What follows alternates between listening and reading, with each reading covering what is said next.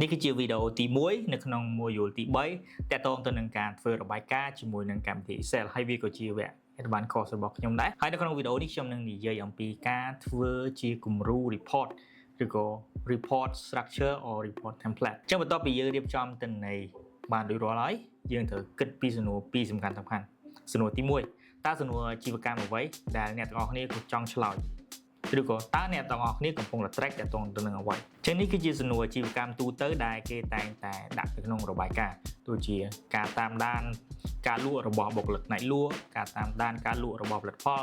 និងចុងក្រោយគឺការតាមដានការលក់ទៅតាមតំបន់នីមួយៗទី2គឺ report distribution ឬក៏ការចែកចាយ report ធម្មតានៅពេលដែលយើងធ្វើ report យើងត្រូវតែច្បាស់ថាតើគឺចង់បាន report ហ្នឹងជាប្រចាំថ្ងៃ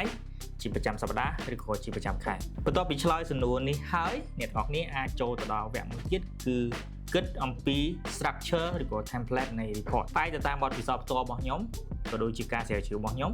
គឺ report template វាចែកចេញជា3ផ្នែកសំខាន់គឺទី1យើងនិយាយពី dimension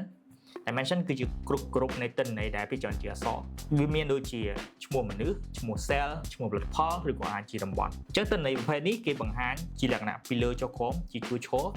បន្ទាប់មកយើងមាន measurement ឬក៏ជា key លេខសំខាន់ដែលយើងព្យាយាមតាមដានដូចជា target achievement និង percentage achievement តែទិន្នន័យជាប្រភេទនេះគេបង្ហាញជាប្រភេទ column ជាជួរដេកពីឆ្វេងទៅស្ដាំនៅខាងក្នុងនៃរបាយការណ៍គឺជាលទ្ធផល result ជាការបូកឬក៏ជាការរាប់នៃតួលេខទាំងអស់ដាក់ចូលនៅក្នុងនឹងម្ដុំដើម្បីយើងធ្វើការតាមតើឥឡូវខ្ញុំនឹងបង្ហាញពី template ផ្ទាល់នៅលើកម្មវិធី Excel តែម្ដងអញ្ចឹងផ្អែកទៅលើអ្វីដែលខ្ញុំបានរៀបរាប់នៅខាងដើមនៅក្នុង example នេះគឺខ្ញុំមានតារាងមួយដែលខ្ញុំធ្វើហើយអញ្ចឹងផ្អែកទៅលើ formula របស់ខ្ញុំគឺ dimension របស់ខ្ញុំគឺត្រូវតែនៅខាងឆ្វេងហើយដេញពីលើចុះក្រោមអញ្ចឹងក្នុងនេះខ្ញុំមាន serif ដែលជា dimension បន្ទាប់មកខ្ញុំមាន measure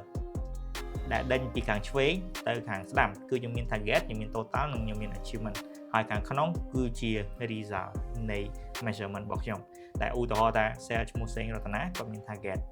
គាត់មាន result និងគាត់មាន percentage achievement គោលការណ៍ដែលសំខាន់នៅពេលដែលយើងធ្វើការ build report ឬក៏ create report structure គឺយើងត្រូវគិតថាតើផ្នែករបស់អ្នកមើលគឺយើងមើលបែបណាគឺយើងមើលពីលើចុះក្រោមនិងយើងមើលពីឆ្វេងទៅស្ដាំនេះគឺជា nature នៃការមើល report របស់មនុស្សយើងហើយចំណុចមួយទៀតដែលខ្ញុំគិតថាវាសំខាន់គឺថាយើងព្យាយាម summary report យើងត្រូវ make sure ថា report ហ្នឹងពេលដែលយើងមើលទៅគឺងាយស្រួលមើលងាយស្រួលចាប់យល់នៃព័ត៌មានដែលមាននៅក្នុង report ដូចនៅក្នុងឧទាហរណ៍នេះចឹងគឺនៅពេលដែលខ្ញុំចង់ដឹងពីព័ត៌មានរបស់ sale ម្នាក់ខ្ញុំអាចមើលបានគឺនៅក្នុង line មួយគឺខ្ញុំបង្ហាញព័ត៌មាន sale ម្នាក់ target របស់គាត់ result របស់គាត់និង performance របស់គាត់តែជា achievement របស់គាត់នេះគឺជារបៀបនៅក្នុងការ build report គឺយើងត្រូវផ្អែកទៅលើទី1 dimension យើងមាន measurement និងយើងមាន result នៅខាងក្នុងហើយបើសិនជា report នោះវានិយាយអំពីពេលវេលាដូចជាខែដូច្នេះយើងត្រូវដេញពីឆ្វេងស្ដាំមានន័យថាយើងដាក់ date ឬ value អាចជាខែនៅខាងលើបន្ទាប់មកយើងដេញពីឆ្វេងទៅស្ដាំពីព្រោះថានៅពេលដែលយើងមើលគឺយើងមើលទៅបន្តរហូត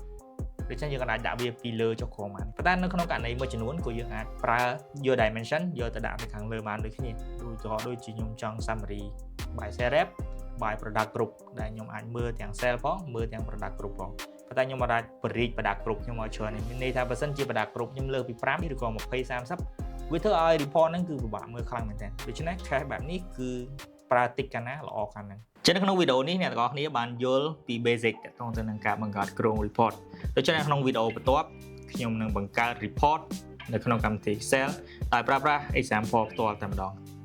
ហើយនៅក្នុងនោះយើងនឹងប្រើ advanced formula ដែលខ្ញុំបានបញ្យល់ទាក់ទងទៅនឹង module ទី1ដែលមានដូចជា sum if count if ហើយយើងធ្វើការបង្កើតជា report មួយដើម្បីឲ្យអ្នកទាំងអស់គ្នាកាន់តែយល់ស៊ីជម្រៅទាក់ទងទៅនឹងការធ្វើរបាយការណ៍ដូច្នេះ complete តាមដានវីដេអូបន្តរបស់ខ្ញុំអរគុណ